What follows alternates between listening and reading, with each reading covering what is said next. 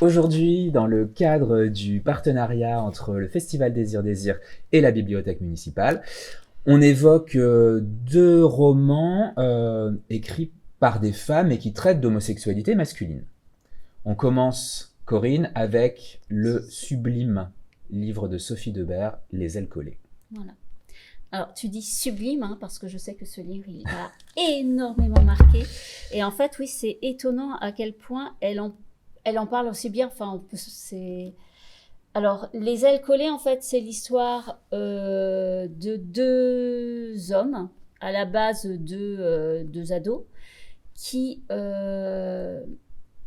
vont avoir une amitié qui va être un amour. En fait, c'est presque une évidence entre eux. Et c'est assez perturbant parce que finalement, c'est deux hommes avec complètement fusionnels. Et en fait, c'est cet amour comme ça, elle est justement, c'est parce que c'est Paul et parce que c'est Joseph. Et que quelque part, Paul, il a essayé après d'avoir d'autres relations comme ça masculines et ça n'a jamais fonctionné en fait. C'était une évidence unique. Et le roman, il commence quand justement, des années plus tard, parce que, alors à la base aussi, enfin, le sujet du livre, c'est le harcèlement scolaire. Et va y avoir un des nombreux sujets un du des livre. sujets, voilà. C'est le harcèlement scolaire. Et cet amour, en fait, entre eux, il va être empêché. Et des années plus tard, on retrouve Paul, au début du livre, il va se marier avec Anna. Et Anna, en fait, elle ne comprend pas parce qu'il parle jamais justement de son enfance. C'est quelque chose qu'il évoque jamais. Et le jour de son mariage, elle veut lui faire cette surprise d'avoir des invités en fait auxquels il s'attend pas, et elle a été chercher dans son enfance justement, sans savoir son amour. Voilà, quelques personnes. Alors il y a la dame qui lui enseignait le piano. Enfin, il y a quelques personnes et il y a Joseph. Et le fait de se revoir pour les deux, ben, ça va engendrer évidemment, ça va avoir des conséquences. Et mais tout le long du livre, même s'ils se retrouvent, en fait, c'est sans arrêt. C'est un amour empêché, en fait. Et c'est magnifiquement raconté.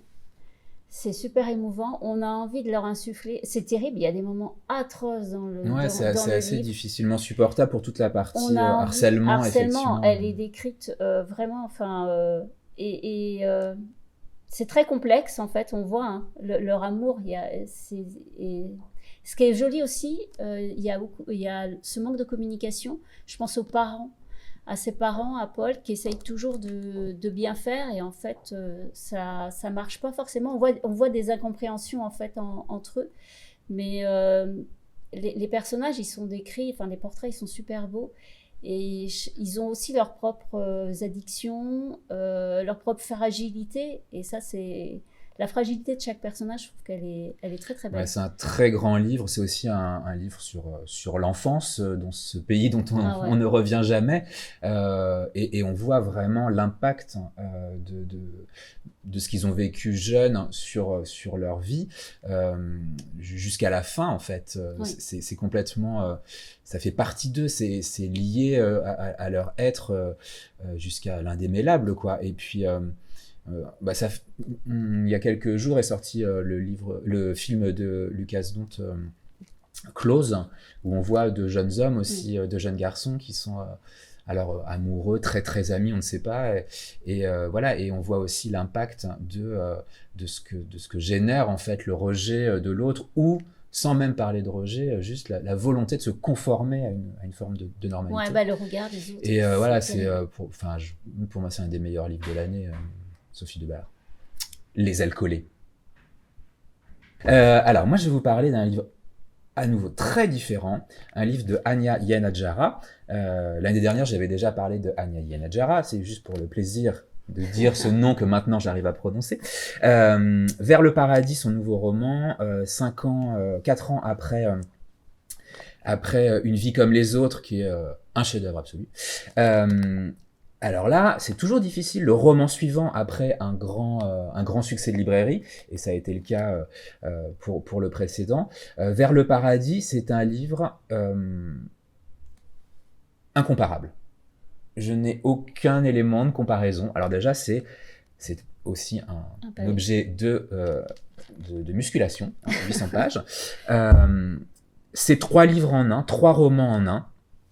Je vais essayer de vous expliquer simplement. Nous sommes aux États-Unis, mais dans des États-Unis où la guerre de sécession aurait eu un résultat différent. Donc dès le départ du roman, on a une carte qui, et c'est la seule indication que l'on ait, où effectivement on a des États qui sont séparés, les États libres d'un côté, le Nord, et puis les États sudistes qui auraient gagné une partie de la guerre de sécession. Et on va être tout au long du roman dans cette difficulté, parce qu'on a nos images des États-Unis qui vont être tout le temps remises en question. Toute l'histoire, tout ce qu'on sait, au fur et à mesure du livre, c'est remis en question. Et en plus, les 3 livres intérieurs sont à 3 époques différentes, 1893, 1993 et 2093. Dans le premier roman, on comprend au fur et à mesure que la société est radicalement différente, tellement bien qu'au 19e siècle, aux États-Unis, dans ce livre-là, enfin dans les États libres du Nord, les hommes peuvent se marier entre eux, les femmes également. On assiste à un projet de mariage arrangé dans une famille de grande bourgeoisie, mais entre 2 hommes, et on suit David, ce personnage, à qui on va imposer un mariage arrangé avec un homme plus âgé que lui. Donc déjà, on est vraiment dans des choses un peu perturbantes. Dans le deuxième, on est dans les années 90, là encore, on est un peu perturbé. On comprend dès le début que ce ne sont pas les mêmes personnages, évidemment, mais par contre, ils ont les mêmes noms et ça se passe au même endroit. En fait, Anya Yanagihara, elle fait une espèce d'exercice de style hyper perturbant, où on est tout le temps perturbé en tant que lecteur par nos certitudes, qu'elles soient historiques, dans la façon de construire de la littérature, ou même de raconter une histoire, parce qu'il y a des coupes, des choses assez étonnantes. On part à Hawaï, qui est un royaume indépendant, on revient en pleine pandémie de sida dans le New York des années 90, et toujours avec une unité de lieu, qui est une vieille maison bourgeoise de Washington Square. Et dans le 3e roman, on s'éloigne un peu de la question de l'homosexualité, même si elle reste présente. On est dans une société où les pandémies se sont succédées, un petit peu référence à ce qu'on a vécu il n'y a pas très longtemps, et où des régimes autoritaires se sont organisés pour éviter que les gens se mélangent, etc., et que les pandémies se répandent, à nouveau à New York, à nouveau cette maison, mais là dans un New York de cauchemar. C'est un peu George Orwell, dans une ville coupée, comment dire, avec des zones qui ne se parlent plus, etc., qui ne se fréquentent plus. Il faut accepter de se laisser emmener dans quelque chose qu'on n'a pas de référence. Il faut avoir un petit peu de temps, il faut être un peu en forme, mais ça reste un travail assez passionnant. Vers le paradis, Anya Yanagihara, aux éditions Grasset.